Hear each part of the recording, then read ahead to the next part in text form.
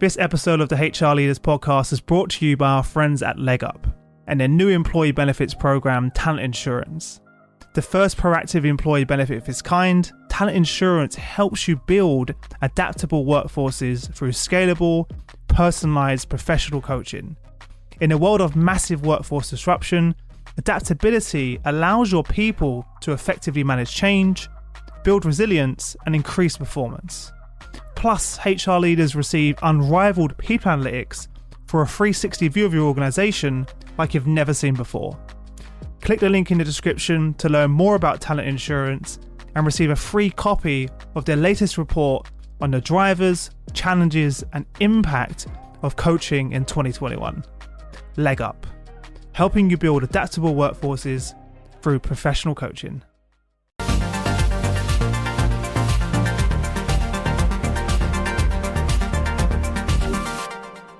Hi HR Nation, welcome back to another episode of the HR Leaders Podcast, the show where I explore the future of work with industry experts and HR executives from the world's leading global brands. Today we have a special guest on the show. We're joined by Perrin Falk, who's a TEDx speaker, award-winning inclusion and diversity expert, founder of Inspire Human, and author of the book Inclusion, the Ultimate Secret for an Organization's Success. Welcome to the show, Perrin. How are you? I'm great, thanks, Chris. How are you? Not too bad, not too bad. How have you been? How are you?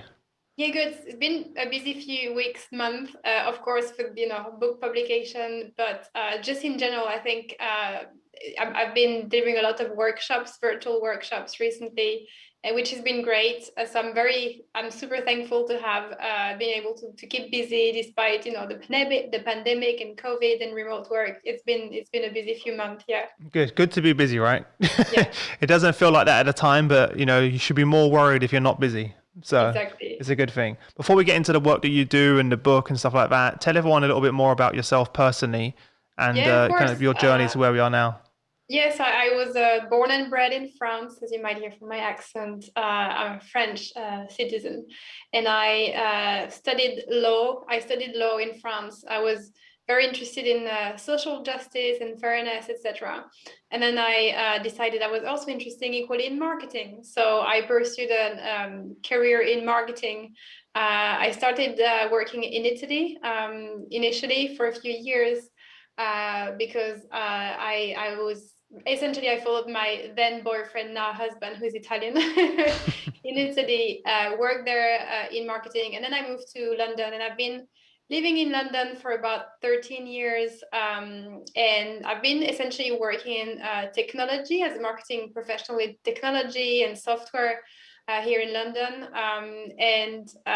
Essentially, yes, as a woman working in a very white male dominated environment, I often was very interested in the topic of inclusion and diversity at work, which led me to do what I do today, which is essentially I help organizations create more inclusive, more diverse workplaces through consultancy and keynote speaking, etc. Fantastic.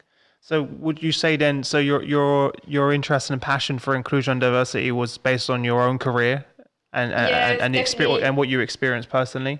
Yeah, absolutely. It's completely based on personal experience, which, by the way, I'm very grateful for. I had a very interesting career in technology, in software B2B. It was super interesting. Met lots of brilliant people, but equally, I noticed there was a gap. There was an opportunity to improve things. Because like I said, so the technology space, the software space is very white male dominated. And that, of course, leads to a lot of things like there is less opportunities for women or mothers or people of color. And we've seen in the news a lot of discussions around, sexism in tech and racism in tech. And there is definitely an area for improvement here. There's definitely more work can be done. And especially, those big tech companies have a big responsibility to create a more inclusive, diverse, but socially responsible workplace as well. Mm-hmm. Because ultimately the products they create, the technology, I know you talk a lot about HR analytics in your show. We want the technology to be inclusive, to be for everyone. So it's super important that the workforce is diverse, inclusive, and ideas can flow. So yes, it's definitely coming from my personal experience and my personal career, yes. Fantastic. And there are a lot of books out there, right, around this topic now. Obviously, not more recently in recent years. What's different about the book that you've published and that you put together? Yeah, What inspired that? it's a great question. I guess a couple of different things. The one is my book is very much so it's very much about the business case because I'm trying to address those in charge, business leaders, CEOs, HR leaders, the people who shape the company. And they often, as we know, deprioritize diversity inclusion. Interestingly, one of the main reasons they quote for not prioritizing diversity inclusion is they're too busy. I was reading a stat from SHRM saying that the number one reason why business leaders deprioritize diversity and inclusion is because they are too busy. In other words, they deprioritize or they don't really understand the business case. So my book is different because I focus on the business case. I focus on why should the CEO prioritize diversity and inclusion above other things. And so there's a lot of conversations around, obviously, it's better for innovation, it's better for revenue, for profit growth, performance, productivity, employee engagement, employee retention. So my book essentially focuses on the business case or why it's good for business, but equally it's super practical. It has a lot of step by step on how to create an inclusive workplace if you have zero idea where to start. And in fact, a lot of people, in fact, the majority of people don't really know where to start with diversity. They don't know the basic definitions, the basic meanings, the basic concepts, the basic things. So I keep it very simple, almost for someone who's never been exposed or made aware or educated on diversity and inclusion. What are the definitions? So long answer to your question, but essentially my book is different because I focus on the business case and it's very practical with a lot of step by step. And in fact, at the end, there's lots of sort of, questionnaire assessment tools.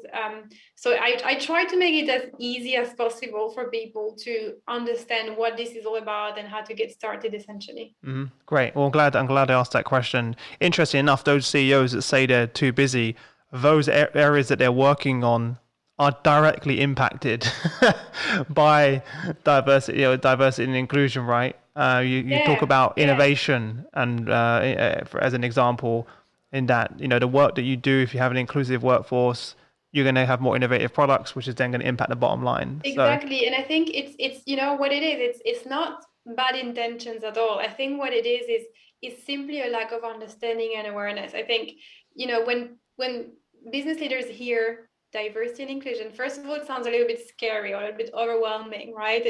There's a lot of fear. What is this? I'm not exactly sure what it is, and it sounds complicated, and it sounds complex, and I'm a little bit fearful. I might not do the right thing, and also I'm busy trying to sell or close, deals or increase revenue or growth. But I think it's down to really articulating, to your point, why it's good for business. It's going to help them be more innovative, be more creative, gain new market shares amongst new customers, more diverse customers, retain employees, have employees that are more engaged, productive. So that's why it's just about educating those business leaders, those HR leaders. That's what it is. And because I think today that's what it is. A lot of business leaders, HR leaders simply have never really been properly educated on why they should prioritize diversity and inclusion. And that's why they're too busy to prioritize it. It's just about education. Yeah, you mentioned HR leaders. Then, do you think that D&I should sit within HR? It's such a great question because I think I get this often. I would say that diversity and inclusion is something that should be spearheaded by the senior leadership, because by that I mean that the senior leadership team has the power, the authority, the influence to make real change. So it's really important that at least someone in the senior leadership team is involved in diversity and inclusion, personally involved. So again, because they have the authority, the power, the influence to move things forward. Because I've seen very, very often that when diversity and inclusion is sort of, it's outsourced, let's say, to HR, things get stuck in kind of a nowhere. It's kind of there, deprioritized all the time. It doesn't really happen. So having someone from the senior leadership team fully involved and sponsoring the diversity and inclusion strategy is really important. HR, of course, should be part of it because obviously HR plays a big role in shaping the organization's culture through training, learning and development, etc. So it's important. But also the all employees. So every single employee, every individual contributor should be aware, should be educated, and should somehow have a responsibility, because it's not one person's job really. It's everybody's job to embrace diversity and inclusion and make a difference. So in small ways, it doesn't have to be, a dramatic sort of complicated change of how you go to work. It's just small, simple things you do every day. So again, it's a long answer to your question, but I think it should be definitely someone from the senior leadership team. HR should be involved, but also I think every employee should somehow be committed and part of this as well. Mm-hmm. Yeah, I agree with you. From a training perspective, then, you mentioned training. Do you think that D&I training works? For example, unconscious bias training, we hear mixed reviews, even from our guests, of yes, it works, no, it doesn't. Yeah, no, it's such a great question, because you're right, there is a bit of controversy about that. So here's what I'd say. For me, it's like let's use the metaphor of workout. I love working out, like going to the gym, eating healthy. Let's say you want to lose weight. Let's say you're out of shape, you want to lose weight and be healthy. Would you say that, going to the gym once would fix your health forever? Probably not. No. But if you change your lifestyle, and if you make small daily changes, maybe with your nutrition every day, and you can have a long-term workout kind of planning and a personal trainer in the long term, that's where you're going to see results. And for me, I see unconscious bias training, or you can call it diversity and inclusion training, is similar. If it's a one kind of tick a box short-term initiative, it's like, okay, you've had one day diet, you had one workout, that's a good start, but you need more, right? Mm-hmm. So it's a little bit like that. You need to have something that's part of a longer term strategy. And I really love using the analogy of being healthy, becoming healthy. It needs to be something. It shouldn't be a diet, it should be a lifestyle. That's it. It's a lifestyle change. So to answer your question, does unconscious bias training work? Does diversity and inclusion training work? I'd say, like diet and exercise, it will work if it's part of a long-term plan. You can't expect to have one and like tomorrow all your problems are solved. You need to have a strategy for the next 6 months, 12 months, 18 months, and constantly check, because like diet, you could have a bad day and a good day, so it's like making part of a long-term strategy will make it efficient and work. Mm-hmm. Yeah. What are the sort of common mistakes do you think that companies make when kind of running or putting together their programs?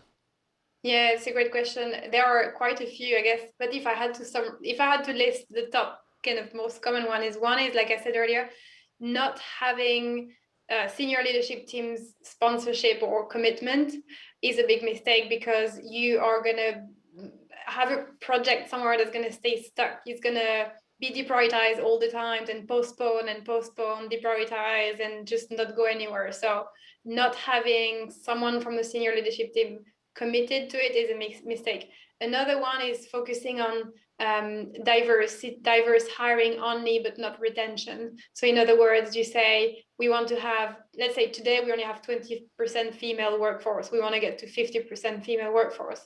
So you do get to 50% female workforce by hiring more female employees, but then they leave just as fast. Right. You don't set them up for success, because the workforce continues to work in the same way. They continue to promote the same people. And so focusing on diverse hiring only, but not retention. You want to make sure that you have retention plan, etc.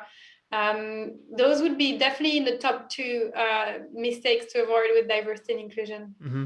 It's not even just the retention, right? It's actually reorganizing all of the employee experience and almost kind of reassessing everything to make sure that we don't have any bias built in to the system. Exactly. So it's going to show up in the promotion, in the performance review, in the project assignments, the more work is going to show up in employee engagement, in your employee engagement surveys, learning and development. So you're right. It's an opportunity to revisit everything, your employee journey, and make sure that you've reviewed everything, not just the hiring stage, but everything that comes after hiring. Yeah.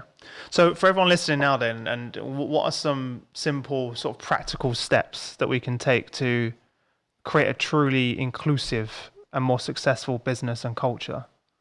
Yeah, there are definitely a few. So I think one is I always talk about the small daily acts of inclusion, right? So there are definitely small daily acts of inclusion anybody can implement today to create a more inclusive workplace. So one would be talk about the unwritten rules. So when I was an employee in one of my previous job in technology, I would observe my manager's attitude in meetings and use it as a clue to what kind of behaviors was expected in meetings.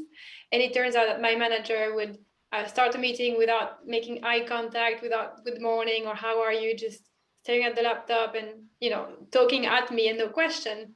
And so that kind of behavior then leads to employees mirroring that behavior. So when you start talking about the unwritten rules of meetings, for example, and you say, well, in our meetings we start with hello, eye contact, we ask everybody how you're doing, and then maybe we share an agenda to make sure everybody has equal opportunity to speak.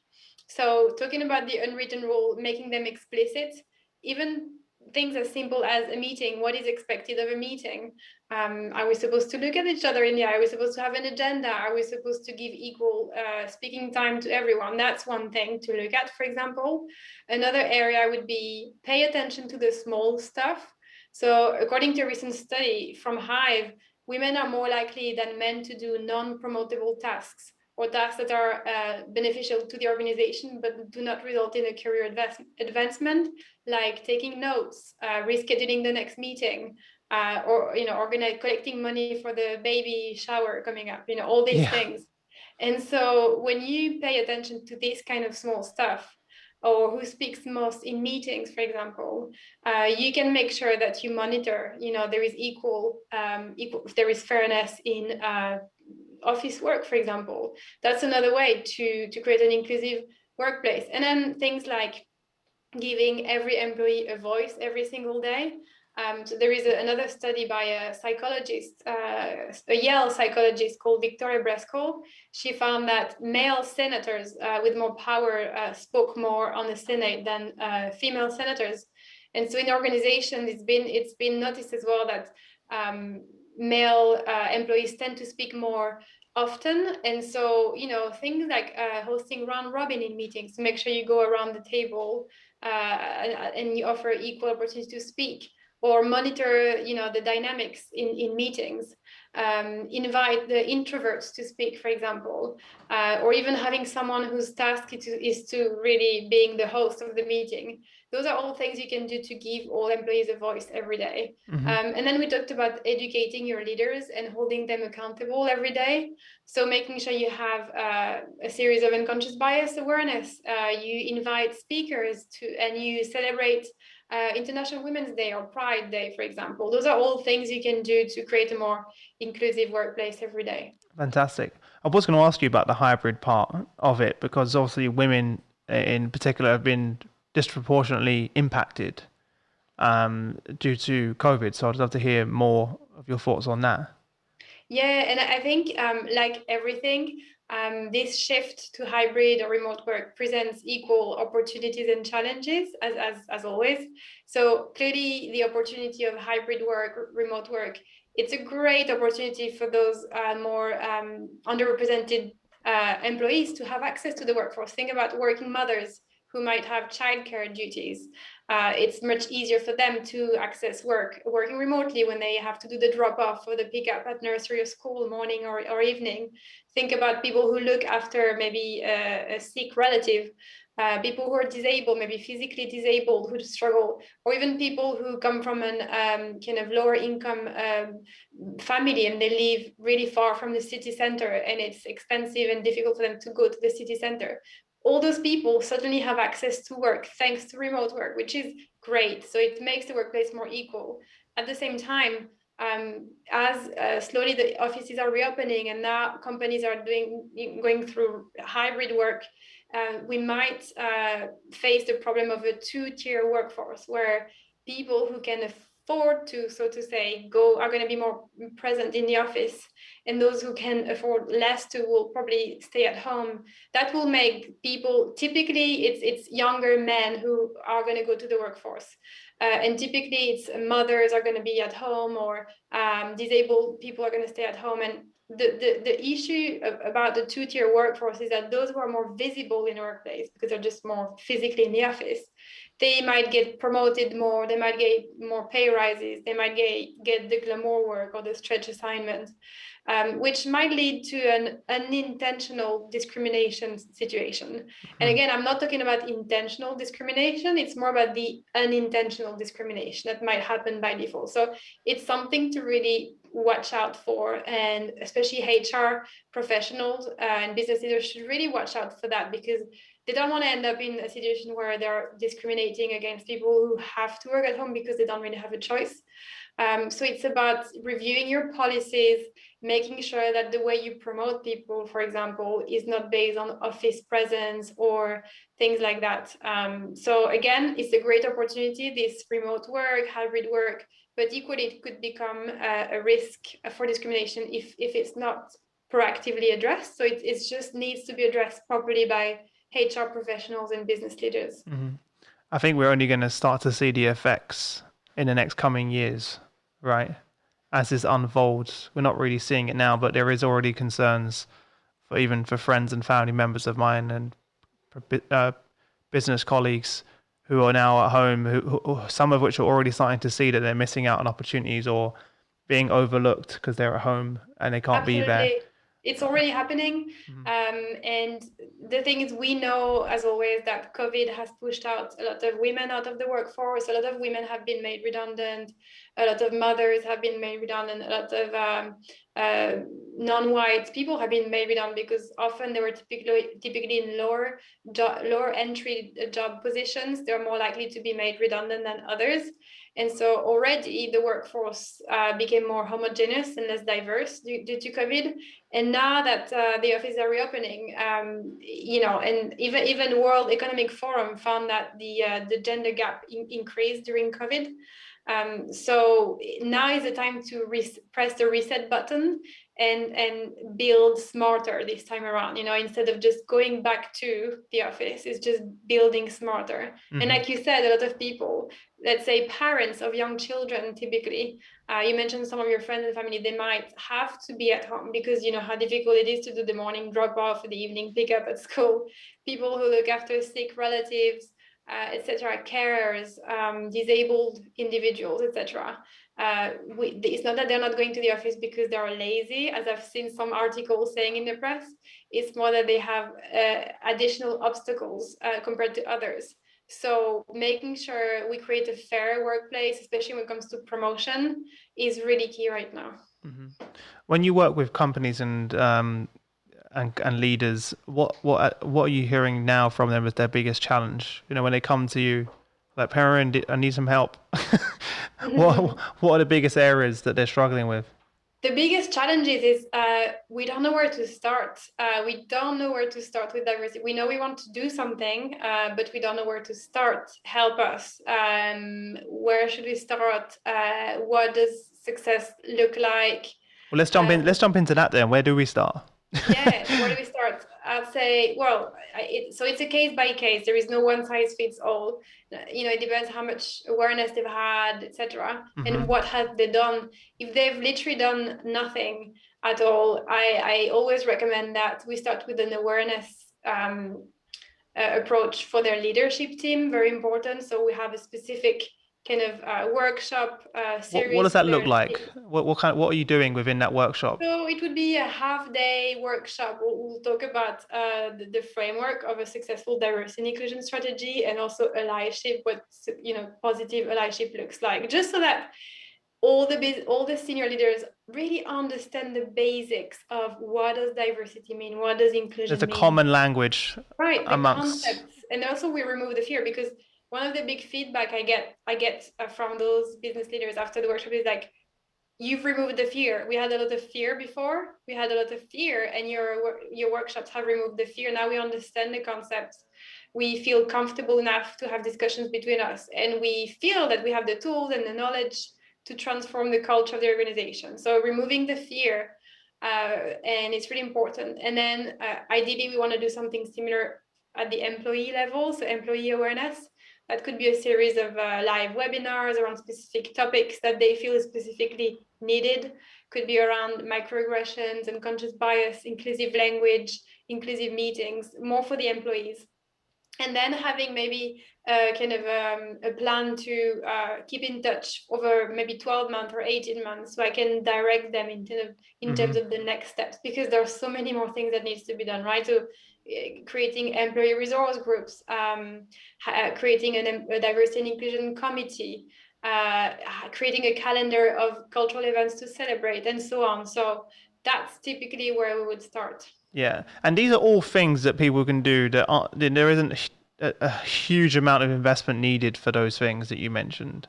Absolutely. That's the thing that's the most striking. It's not a huge investment in either in terms of budget or time or anything. It's just prioritizing. You're absolutely right. It's almost anybody can do that. So, but it's really, I find in my experience, once the leadership team has had the awareness workshops, just everything just happens, right? Because it's just they never had that opportunity to be made aware of why it's important, and now that they have the knowledge, like everything happens, right? So if you don't have that, if your leadership team has not been made aware, then everything seems to get stuck and not really be happening. Mm-hmm.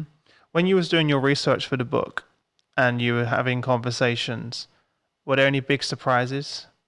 Sort of anything? What was the biggest learning moment? Actually, yes. You wouldn't believe I had a lot of what kind of moments when I was reading some statistics. I mean, even for me, who's very interested in the topic of diversity and inclusion, I'm still shocked. Like even today, when I research, sometimes I'm just shocked when I see some research. I mean, for example, I think it was for every 100 men that get promoted to manager level, only 72 women get promoted, or women tend to be, and it's all based on research from Harvard Business Review or, McKinsey. I mean, serious researchers. It's not, and there is another one, women tend to get promoted based on past achievements, whereas men tend to be promoted based on future potential.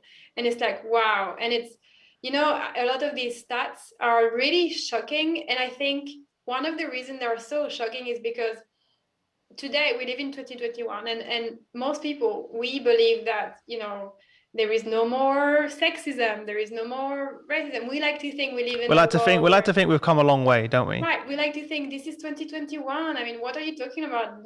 Gender inequality. I mean, look, I always looked after women, and the thing is, it's all the subtle, really hidden things that prevent us from bridging that gap. And often when I talk about sexism in the workplace, it's not a man saying women are not good at work, I can't have a woman leader. It's not that. It's the subtle can you take notes at this meeting, or can you arrange the next team meeting activity, can you book the restaurant for a team meeting or because I'm a woman. Right. It's all the small things. Can you order coffee for everyone? Can you pick up that guest from who just arrived? It's the small things that add up, and that's what we call microaggressions or unconscious bias, Yes, bias. But that's the main thing that prevents us from bridging the gap is acknowledging that we have bias in our own workplace, because none of us, by definition, we don't know. Right. Yeah. None of us like to admit we have bias. We all like to think we're good people. We all like to think we have good intention. It's probably right. Most of us have good intentions. So we don't like to say we have bias. But so many people don't recognize that they might possibly have bias in their workplace that prevents anything from happening. So back to your question, yes, I still get shocked when I when I research and I read statistics. I'm still, wow, this is there's a lot of work that needs to be done.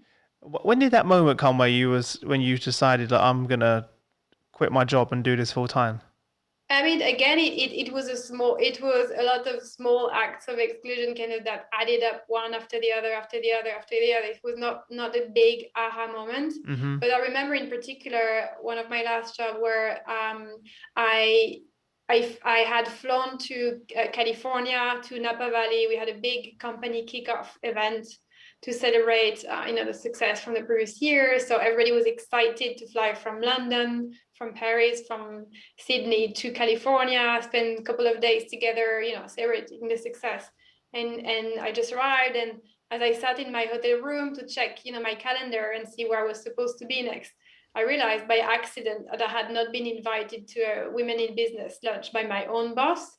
And one of the reasons is because I was not, VP level and above, and I had been asking for 18 plus months to be promoted. It was just, another act of exclusion from another, I'm not being promoted for, maybe possibly bias, I'm assuming. And it's just, that kind of kicked in for me. I thought, surely there is a better way. I mean, I flew from London to California, and I'm here, and we can't even be together for a title question.